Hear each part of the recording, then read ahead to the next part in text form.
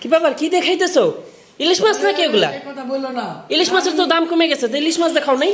খালি মোবাইলে শোনা যাইতেছে, দেখা যাইতেছে, খবরে বলতেছে, কিন্তু ইলিশ মাছ আগুন বরাবর দাম।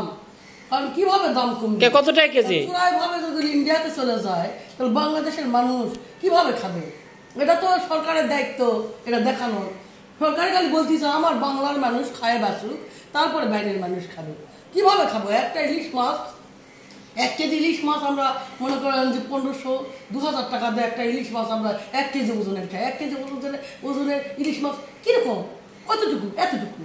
আমরা ফ্যামিলির মধ্যে 4 জন লোক আছি, 4টা টুকরা যদি পাতে নেই তাহলে বাকিটা খুঁজেও পাওয়া যাবে না। বুঝতে পারছেন?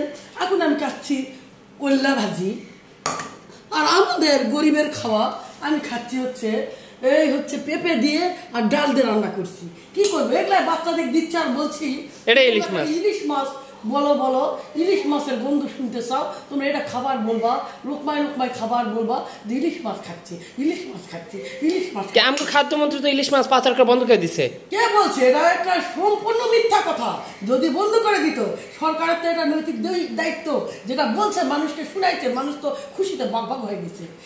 300 টাকা কেজি নাকি করছে ইলিশ মাছ। এখানে একটা কথা আছে, আমাকে ইলিশ মাছ কিনে খাওয়ার মতো সমর্থ আমার নাই, আমার সেই টাকা আমার কাছে নাই। আমি যে টাকা দিয়ে ইলিশ মাছ কিনবো, আমি ওই টাকা দিয়ে আমি এক মাসের বাজার হয়ে যাবে।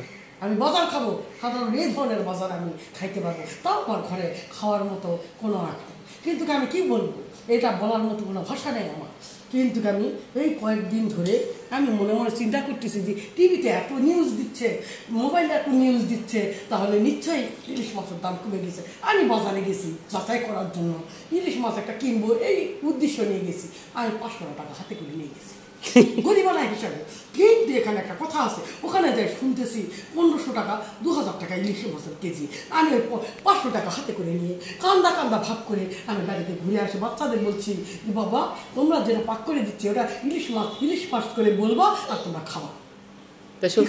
সুপ্রিয় দর্শক মন্ডলী, আপনারা দেখতে পাচ্ছেন ইলিশ মাছ দাম ওঠানামা নিয়ে জনগণের পেরেশানি শুরু হয়ে গেছে। একদমই মিথ্যা কথা। সরকারে যদি ইলিশ মাছ পাচার জন্য না হয় তাহলে বাংলাদেশ এখানে ইলিশ মাছ দাম কমবে না। এটা মিথ্যা কথা বলছে। আমাদের সান্ত্বনা দিছে এই ফরিদা আক্তার, আমাদের সান্ত্বনা দিছে। এই সান্ত্বনা শুনে আমরা চুপ করে কিন্তু এটা হতে পারে না। আমরা এখনো ইলিশ মাছ এখন করণীয় কি? করণীয় একটাই আছে, বাংলার সরকারে বলতেছে বাংলা সরকারে ইলিশ মাছ খায় আর মোদি ইলিশ মাছ খায়। আমাদের ইলিশ মাছের কোনো দরকার নাই। আমরা গরিব মানুষ, আমরা ওই ডাল ভাত আর এই কল্লা ভাজি খাই থাকবো।